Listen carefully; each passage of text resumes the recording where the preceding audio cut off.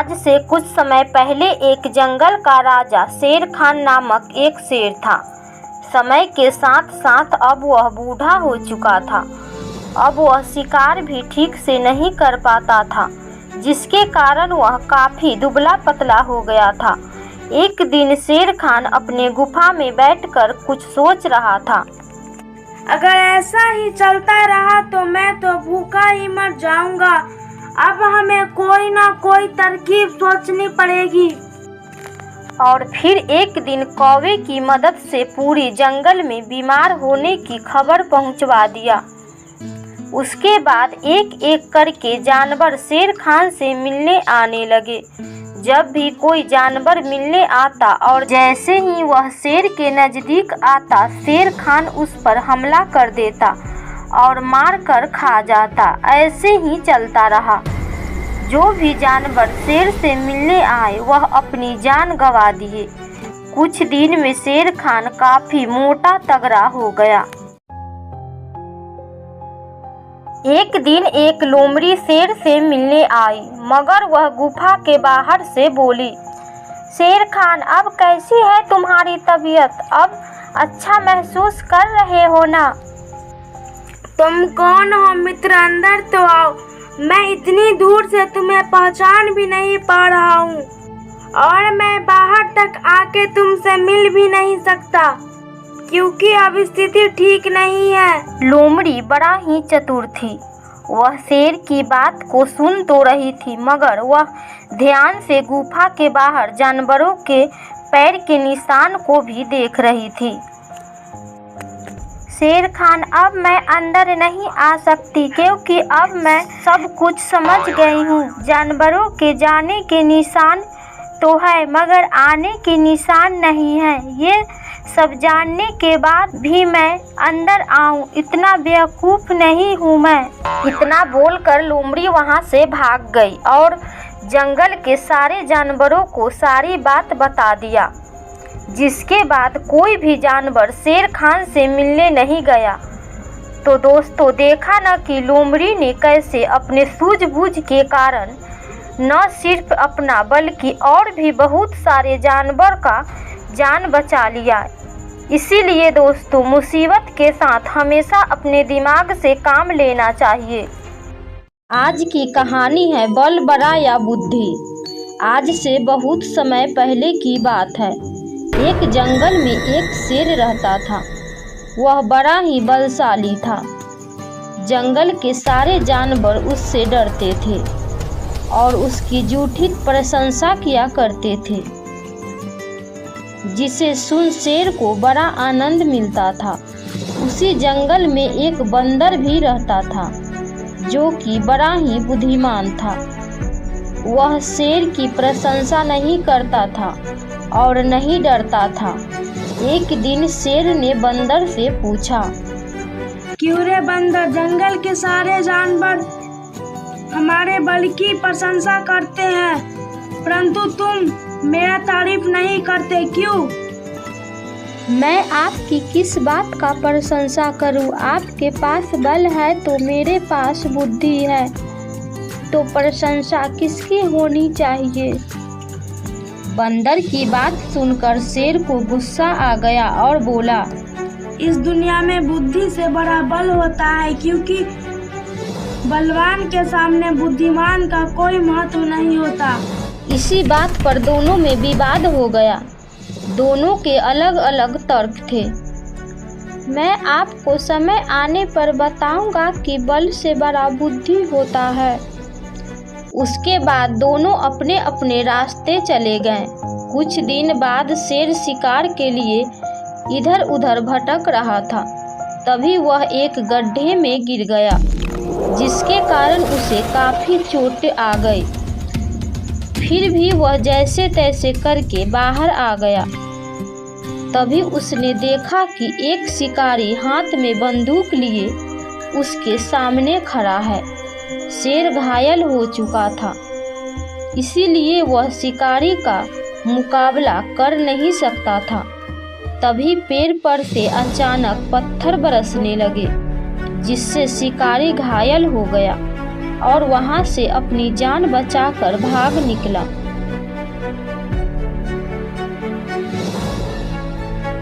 शेर आश्चर्य होकर इधर उधर देखने लगा कि आखिर पत्थर किधर से और किसने फेंका। तभी उसे बंदर दिखाई दिया।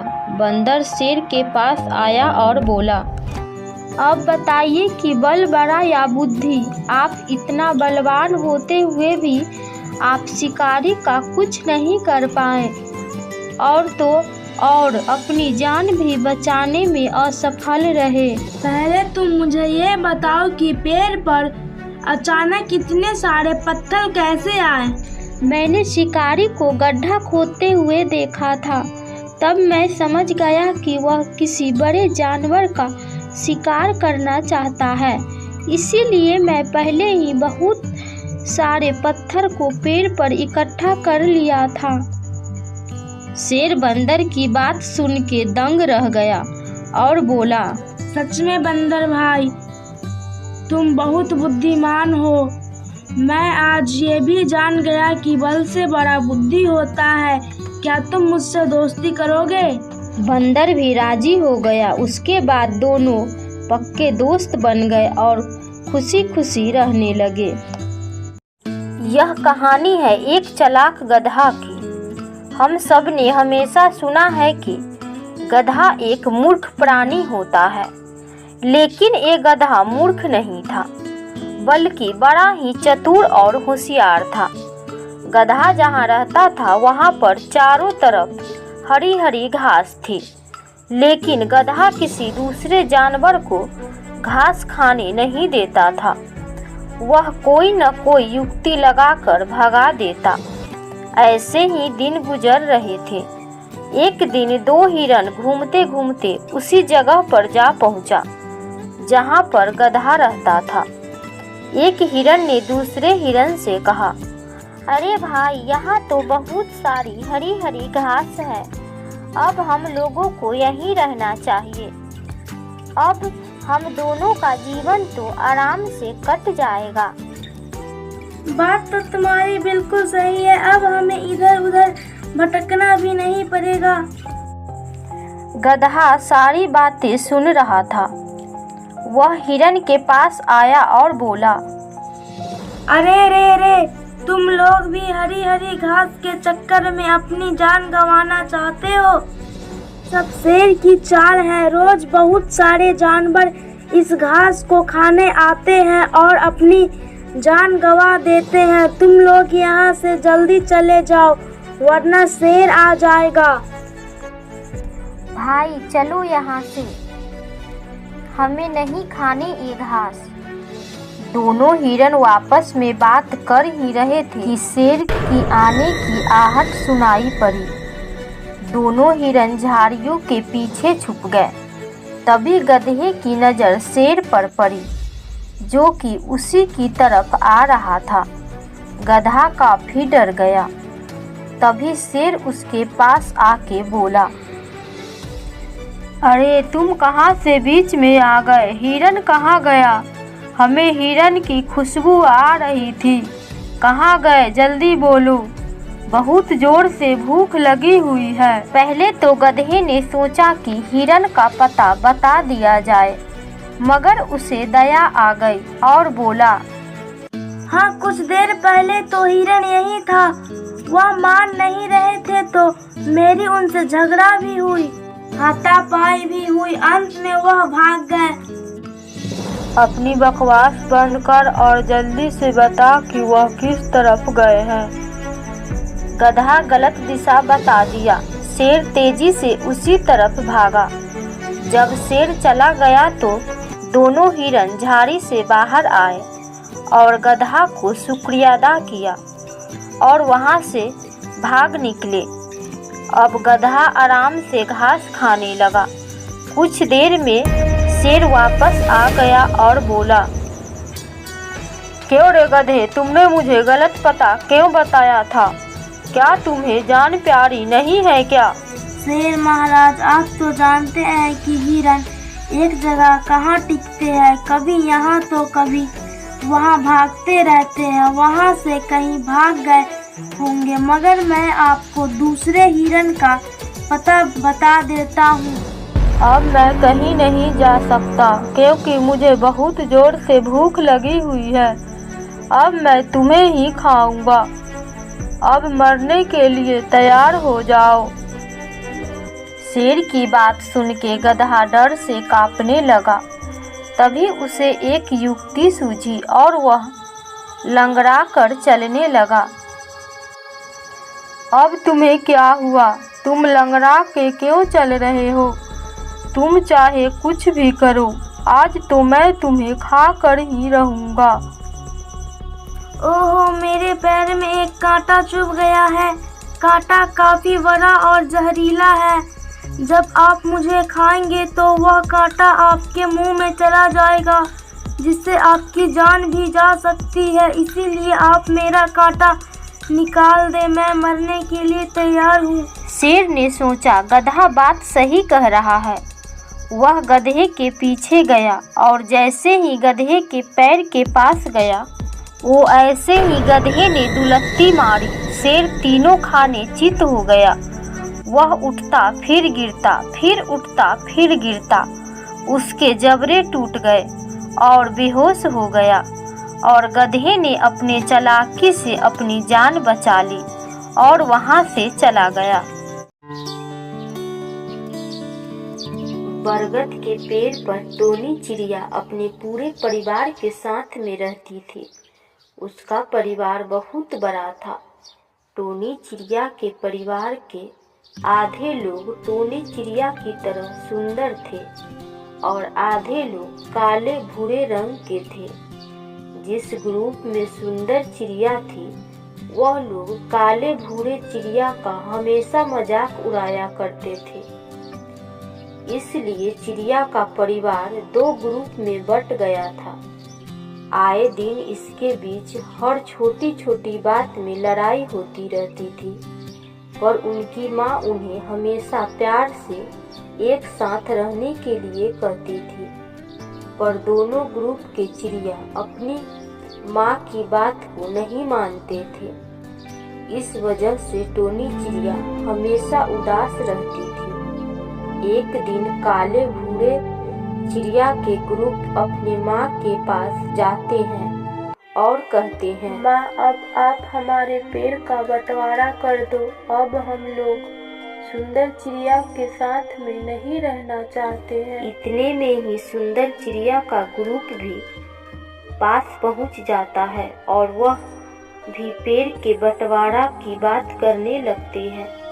इस बात से माँ को बहुत हर्ट होता है, पर फिर भी माँ बोलती है, ठीक है, आज रात को सभी सो जाओ, कल सुबह बात करते हैं।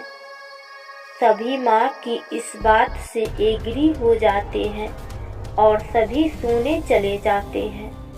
जब सभी चिड़िया सो रही होती है, तभी आधी रात को वहाँ एक अजगर सांप आता है। माँ बंटवारे वाली बात से बहुत दुखी थी, इसीलिए उसे नींद नहीं आ रही थी। वह कुछ सोचते हुए डाल पर बैठी हुई थी। तभी उसे सूखे पत्तों की आवाज आती है और वह माँ घर से बाहर पेड़ पर लिपटे हुए सांप को देखकर बहुत घबरा जाती है और अपने सभी बच्चों को उठाकर उन्हें सांप के बारे में बताती है। पहले तो सभी बच्चे बहुत डर जाते हैं, पर माँ उन्हें समझाती है कि बच्चों, कुछ भी हो जाए, आज हमें मिलकर इस परेशानी का सामना करना है। आज तुम लोगों को आपस में नहीं लड़ना है। अब वह सांप बहुत ही पास आ चुका होता है। तभी माँ के कहने पर सारे बच्चे एक साथ सांप के ऊपर हमला बोल देते हैं। सभी बच्चे सांप को अपनी चोंच और पंजे से नोचने लगते हैं। सांप ने इस हमले के बारे में कभी भी नहीं सोचा होता है और घबरा कर वहां से भाग जाता है। सभी चिड़िया बहुत खुश हो जाते हैं और एक दूसरे के गले लगने लगते हैं। यह देखकर माँ भी बहुत खुश हो जाती है। अब उन सभी चिड़ियों को समझ में आ गया था कि साथ मिलकर रहने से उन लोगों का कोई बाल भी बांका नहीं कर सकता। कहानी की शिक्षा। तो देखा बच्चों, आपने कैसे चिड़िए के छोटे छोटे बच्चे ने एक बड़े से सांप को भगा दिया। ठीक ऐसे ही अगर हम भी अपने भाई बहन, मम्मी पापा के साथ में मिलकर रहेंगे तो कोई भी हमारा कुछ भी नहीं बिगाड़ सकता। इसे ही कहते हैं एकता की शक्ति। एक बार एक मादा कौवा जंगल में घूम रही थी।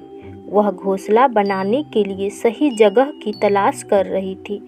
बड़ी मेहनत के बाद उसे एक पेड़ दिखा जो उसका घोंसला बनाने के लिए बहुत उपयुक्त था। कौवे ने एक एक तिनका डालकर एक सुंदर घोंसला बना लिया। कौवे को उसका घर बहुत पसंद आया और वह वहाँ खुशी से रह रही थी। एक दिन कौवे ने अपने घोंसले में कुछ अंडे दे दिए।